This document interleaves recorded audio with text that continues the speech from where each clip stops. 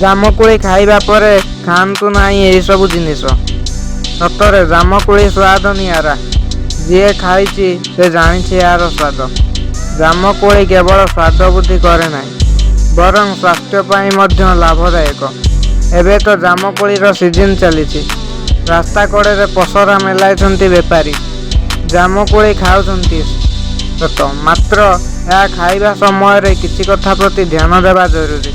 ନଚେତ୍ ସୁସ୍ଥ ସ୍ୱାସ୍ଥ୍ୟ ପାଇବା ପାଇଁ ଖାଉଥିବା ଜିନିଷଟି ବିଷରେ ପରିଣତ ହୋଇଯିବ। ଏଣୁ ସାବଧାନ। ଜାଣନ୍ତୁ ଜାମୁକୋଳି ଖାଇ ସାରିବା ପରେ କ'ଣ ସବୁ ଖାଇବା ମନା। ସମ୍ପୂର୍ଣ୍ଣ ଖବର ଜାଣିବା ପାଇଁ ଭିଡ଼ିଓଟିକୁ ଲାଇକ୍ କରି ସାଙ୍ଗମାନଙ୍କୁ ସେୟାର କରନ୍ତୁ ଏବଂ ଯଦି ଆପଣମାନେ ଆମ ଚ୍ୟାନେଲକୁ ପ୍ରଥମ ଥର ପାଇଁ ଦେଖୁଥିବେ ତାହେଲେ ଏବେ ଚ୍ୟାନେଲକୁ ସବସ୍କ୍ରାଇବ୍ କରି ପାଖରେ ଥିବା ବେଲ୍ ଆଇକନ୍କୁ ଦବାଇ ତା ଉପରେ କ୍ଲିକ୍ କରିବା ପାଇଁ ଭୁଲିବେନି। ତେବେ ଚାଲନ୍ତୁ ଆଉ ଡେରି ନ କରି ଖବର ଉପରେ ନଜର ପକାଇବା।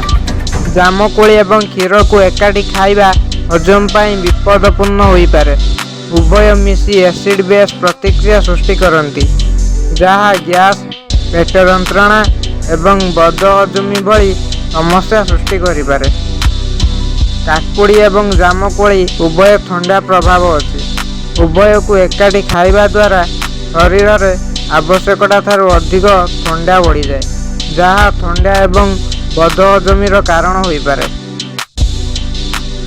ଜାମୁକୋଳି ଖାଇବା ପରେ ତୁରନ୍ତ ପାଣି ପିଇବା ଦ୍ୱାରା ପାଚନ ପ୍ରକ୍ରିୟା ନଷ୍ଟ ହୋଇଯାଏ। ଏହା ପେଟରେ ଗ୍ୟାସ୍, କ୍ରାମ୍ପ ଏବଂ କେତେକ ସମୟରେ ବାନ୍ତି ମଧ୍ୟ ହୋଇପାରେ। ଅତି କମ୍ରେ 30 ମିନିଟ୍ ପରେ ପାଣି ପିଅନ୍ତୁ।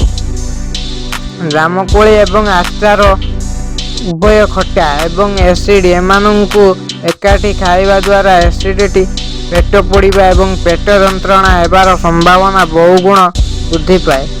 ଜାମୁକୋଳି ଖାଇବା ପରେ ତୁରନ୍ତ କମଳା ଖାଇବା ଉଚିତ ନୁହେଁ, କାରଣ ଏହା ଡାଇରିଆ ଏବଂ ଯନ୍ତ୍ରଣାର କାରଣ ହୋଇପାରେ। Bureau report, SSTV Odia.